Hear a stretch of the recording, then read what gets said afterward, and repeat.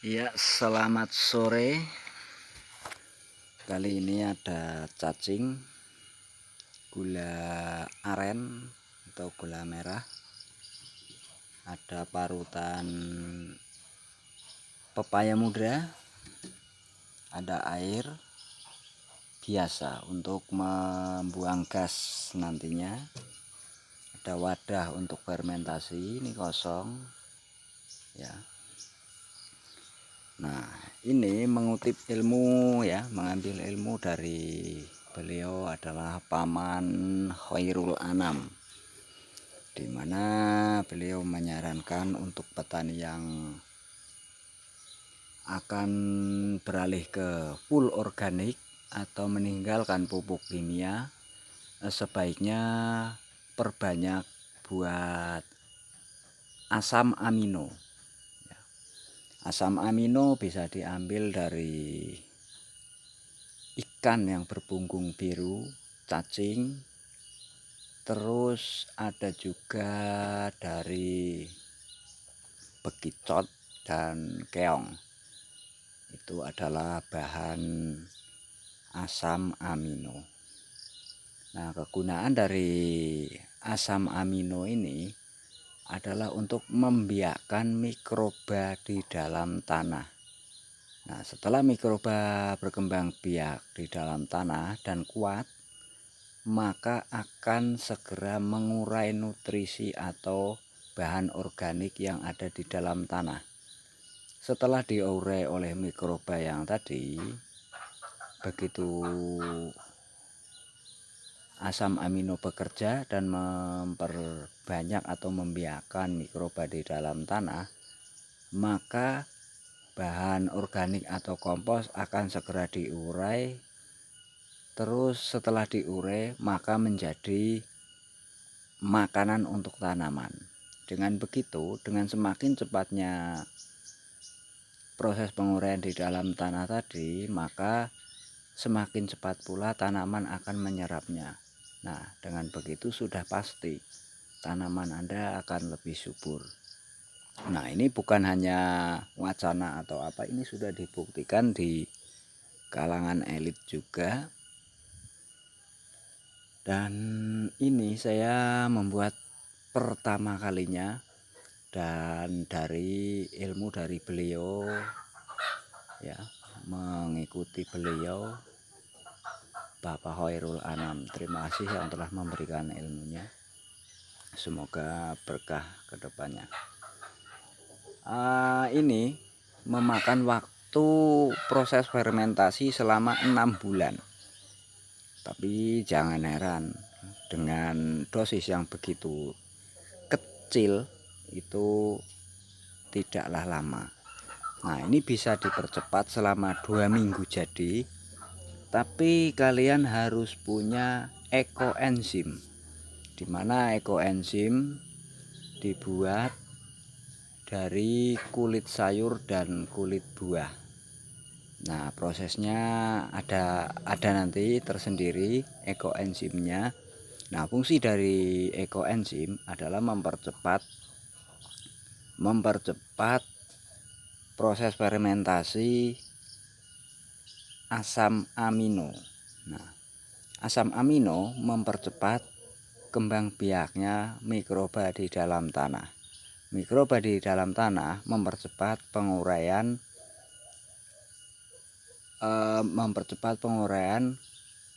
bahan organik sehingga menjadi nutrisi untuk tanaman. Nah, dengan itu semakin cepat seperti yang saya katakan tadi, maka nutrisi atau zat tersebut cepat sekali diserap oleh tanaman, secara otomatis mempercepat tumbuh kembang tanaman.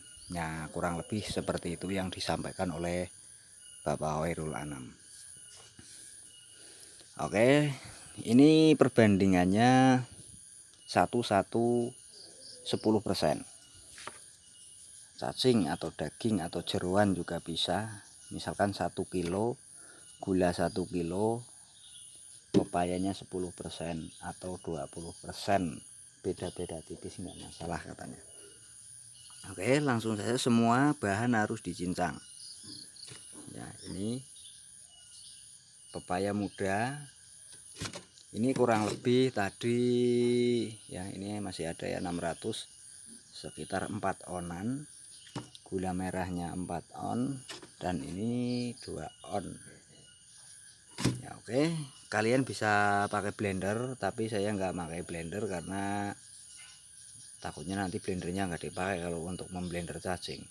Kalau menggunakan blender yang saya pakai itu, nah, yang ada di pagar sebelah botol kuning, itu nggak memungkinkan karena ini terlalu sedikit ya. Oke, kita remas saja cacing dan pepaya dan gulanya kita masukkan. Ini tidak menggunakan air ya. Dan ini pun tidak saya cuci.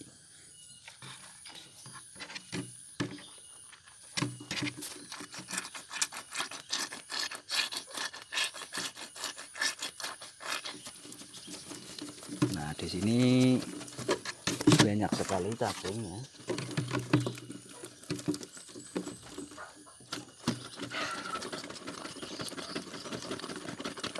Dengan mudahnya ya, ini paling tadi nyari 1 jam dapat segini banyak.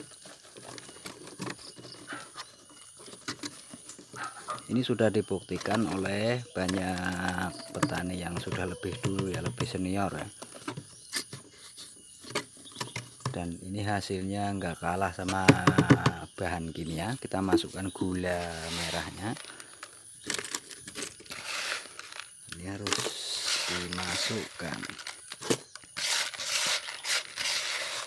semuanya. Ini harus selama 6 bulan, bisa 2 minggu, tapi itu harus punya ekoenzim.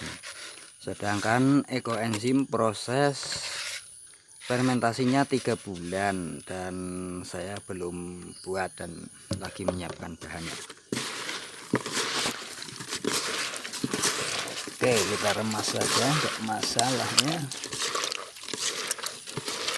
Ini akan terjadi bau busuk ya.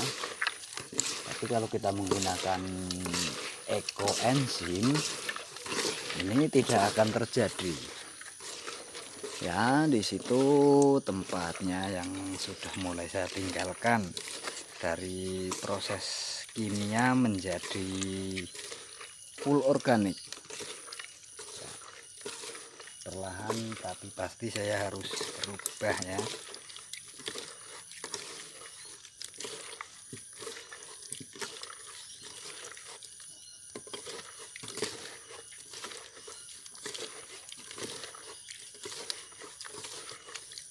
Oke, ini bisa di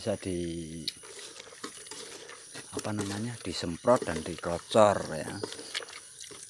Setiap kali aplikasi POC atau pupuk organik cair bisa dicampur. Ini dosisnya pun sangat rendah, 1 sendok per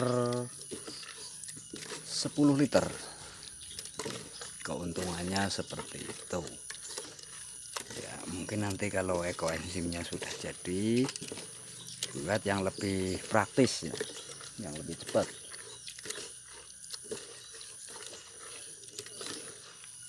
Nah, ini ada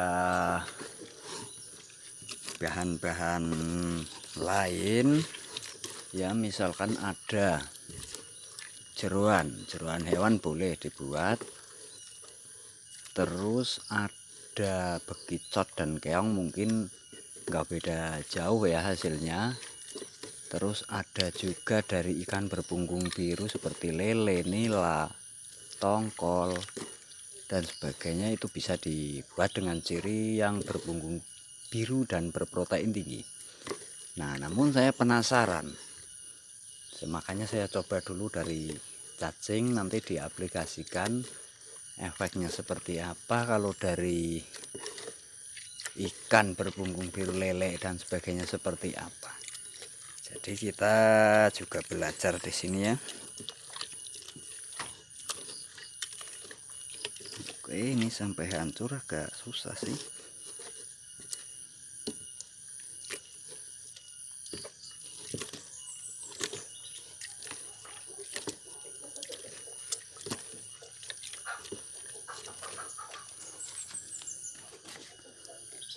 itu terjadinya seperti itu. Ini kelihatannya perlu blender, ini harus saya blender. Oke, itu dia ya. Kita cari blender dulu, pakai bor, harus cuci tangan dulu, agak ribet ya. Oke, kita harus cuci tangan dulu.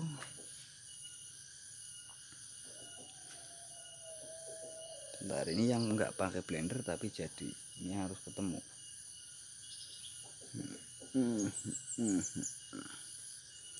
Oke, saya ada akal, ini pakai akal ya. Ini adalah bahan fermentasi lagi ya.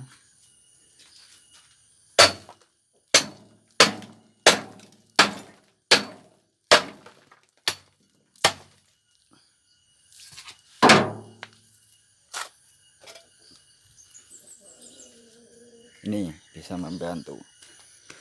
Ceburin, remas pakai ini.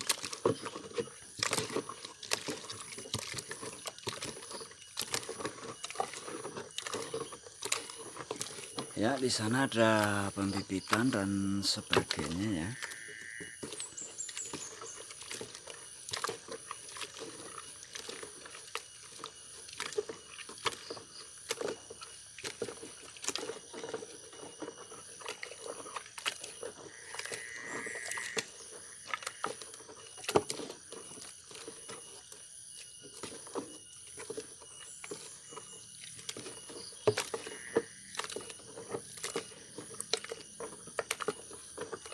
Ya, ekoenzim ya, kita bicara tadi ekoenzim.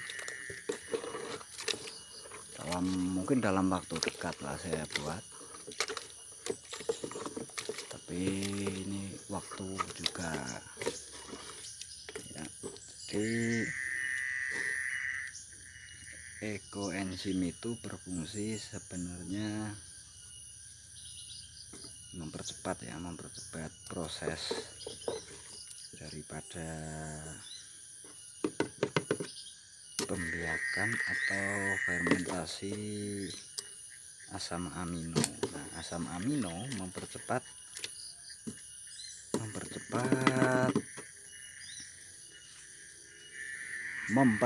pembiakan mikroba dalam tanah ya, seperti yang tadi saya bicarakan.